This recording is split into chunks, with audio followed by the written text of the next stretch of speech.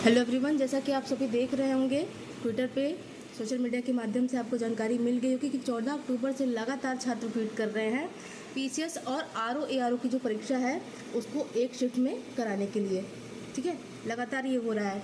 तो इस बारे में आपसे ये कहना चाहूँगी कि अगर आपके दिमाग में ये चल रहा है कि नए एग्ज़ाम टालने, अगर नॉर्मलाइजेशन के लिए लोग बात कर रहे हैं तो एग्ज़ाम टालने के लिए कह रहे हैं, तो आप बेवकूफ़ी कर रहे हैं। ऐसी कुछ भी बातें ऐसी मन में शंका मत रखिए। ठीक है, नॉर्मलाइजेशन की जो बात है, कुछ लोग इसमें से ऐसे कह रहे हैं हमको नहीं फ़र्क पड़ता, हमको क्या करना है, हम तो बैठ के अपना पढ़ रहे हैं, जो होगा देखा जाएगा। नॉर्मलाइजेशन आप अगर एग्ज़ाम का रिजल्ट आने के बाद ये चीज़ें आपको तब पता लगेंगी जब आपने किसी अभ्यर्थी से अधिक क्वेश्चन किए होंगे।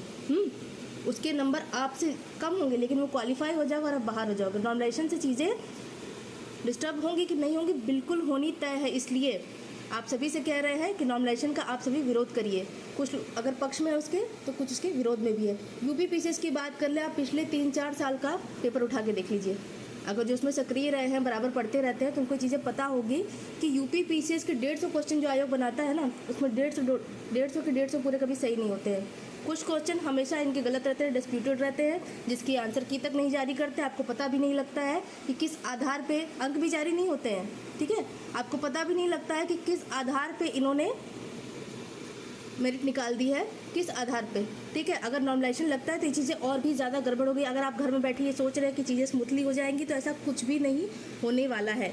ठीक है, और जैसे कुछ लोग हैं कह रहे हैं कि ये एग्ज़ाम टलवा गैंग है, सक्रिय हो गया है, ये है वो है, गलत बात है। एग्ज़ाम टालने के पक्ष में कोई नहीं है।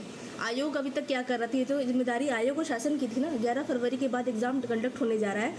एग्ज़ाम तो उन्होंने जो कैलेंडर में डेट दी थी उसी पे हो जाना चाहिए था। एग्ज़ाम टालने के पक्ष में कोई नहीं है। 27 अक्टूबर को भी पीसीएस हो जाना चाहिए था, 22 दिसंबर को भी आरओ हो जाना चाहिए। अगर मार्केट में ऐसी अफवाह चल रही है, ऐसी बातें चल रही हैं, तो उसमें एक छोटा सा नोटिस निकाल के बता देना कि हम क्या करना चाहते हैं, क्या नहीं करना चाहते हैं। और आपसे अगर ये कोई कहे कि भाई ये लोग आपको पढ़ाई में डिस्टर्ब करने के लिए लोग ऐसा करें, आप पढ़ाई में क्या डिस्टर्ब हो रहा है भाई? ट्वीट करने में क्या जाता है आपको? 2 मिनट का ट्वीट है, लगातार छात्र ट्वीट कर रहे हैं। नॉर्मलाइजेशन से आपका एग्जाम प्रभावित होगा, इतना पक्का मान के रह लीजिए। ठीक है, बात करते हैं स्पेशली आरओ के लिए, कैंडिडेट्स के लिए जो कि आरओ के लिए सीरियस हैं। ठीक, उनके लिए आईएएस से कम नहीं होता है ये। कुछ ऐसे हैं जो उम्र के आखिरी पड़ाव पर आ चुके हैं, जिनका आखिरी अटेम्प्ट है आरओ, उनको बस सिलेक्शन चाहिए। देखिए, सिलेक्शन में इसमें कोई 2000-3000 पोस्ट नहीं है, 411 ही पोस्ट है ना, तो सिलेक्शन इतने ही लोगों का होगा। 3-4 हज़ार लोग नहीं है कि आप सोच रहे हैं कि हो जाएगा। और नॉर्मलाइजेशन लगा तो आपका एग्ज़ाम इससे प्रभावित होगा, आपका सिलेक्शन इससे प्रभावित होगा। ये चीज़ें तब समझ में आएंगी जब कोई आपसे कम नंबर ला के सिलेक्ट हो जाएगा और आप उससे ज़्यादा नंबर लेके भी बाहर हो जाओगे। तब आप क्या करोगे? पीसीएस की तुलना आप कर रहे हैं, पीसीएस की बात है, पीसीएस हर साल आता है, लेकिन आरओ हर साल नहीं आता। इस शंका मत रहिएगा कि आरओ चलो इस बार हो गया, हम अगली बार ट्राई करेंगे, ऐसा नहीं है। ठीक है, आरओ की भर्ती हर साल नहीं आती। अगर आपका टारगेट आरओ है, आज सब लोग चिल्लाना शुरू करें नॉर्मलाइजेशन के बारे में। कब चिल्लाना सबने शुरू किया? ये 1 महीना पहले से चल रहा था।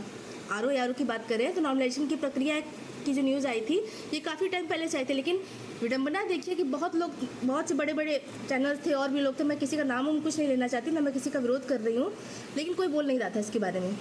अगर आप सीरियस आरओ के एस्पिरेंट हैं तो अपने बारे में आप स्वयं सोचिए।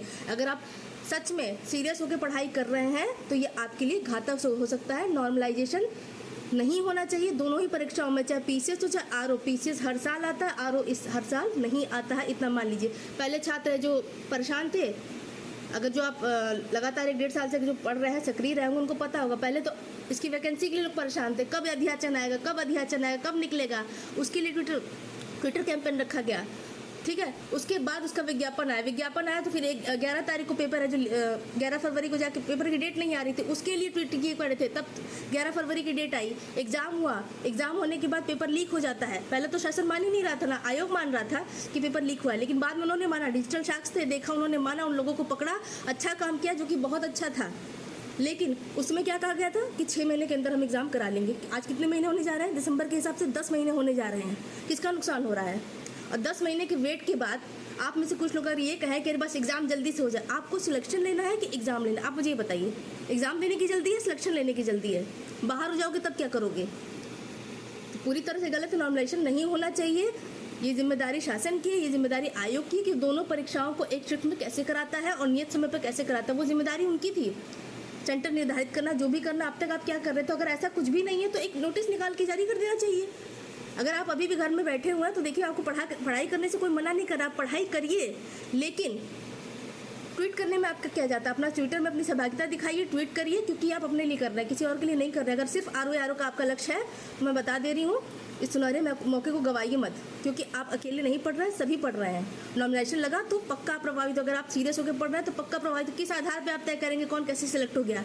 अभी तक तो 150 के जो क्वेश्चन बनते हुए थे उसमें पूरे प्रश्न सही नहीं होते थे, जो गलत होती थी उस मॉडिफाइड आंसर की होती थी, आयोग कभी जारी ही नहीं करता था। आप इसमें फिर कैसे कर लेंगे। जो नॉर्मलाइजेशन से प्रभावित रह चुके हैं पुराने स्टूडेंट्स, वो इन चीज़ों को भली बात ही समझ रहे होंगे। जिन्होंने कभी झेला नहीं है, 1 नंबर से बाहर नहीं हुए हैं, बॉर्डर लाइन से बाहर नहीं, वो इन चीज़ों को नहीं समझ पाएंगे। वो तब समझेंगे जब वो बाहर हो जाएंगे। तो पढ़ाई देखिए, आप लोग बाधित मत करिए, पढ़ाई बाधित करने के लिए मैं नहीं कह रही हूँ, पढ़िए, लेकिन नॉर्मलाइजेशन नहीं होना चाहिए। इसके पक्ष में मैं हूँ। अगर 2 लोग इसमें पक्ष में है कि नॉर्मलाइजेशन होना चाहिए तो 50 इसके विरोध में है। मूर्ख नहीं है लोग, बेवकूफ़ नहीं है। आप घर में बैठे हुए आराम से सोच रहे हैं, कह रहे छोड़ जाए तो हमसे क्या मतलब, स्मूथली चीज़ें हो जाएंगी, बस किसी तरह एग्जाम हो जाए, हमको तैयारी है। तैयारी आपकी नहीं, सबकी है, ठीक है। तैयारी आपकी है, सबकी है। इसलिए घर में बैठने से अच्छा है अगर ट्विटर कैंपेन रखा जाता है तो ट्वीट करिए, अपनी बातों को आगे रखिए। और एग्ज़ाम टालने के पक्ष में कोई नहीं है। मैं खुद नहीं हूँ कि ऑलरेडी 10 महीने लेट हो गया, 6 महीने कहा गया था, 10 महीने लेट हो गया है, ठीक। तो ये जिम्मेदारी, एग्ज़ाम कैसे कराना है, 2 शिफ्ट में कराना है, एक ही शिफ्ट में कराना है, तो उसके लिए सेंटर कैसे होंगे, क्या, सारी जिम्मेदारी शासन और आयोग की है। गलती कोई करे, हर जाना लाखों छात्र भुगते हैं, ये गलत है।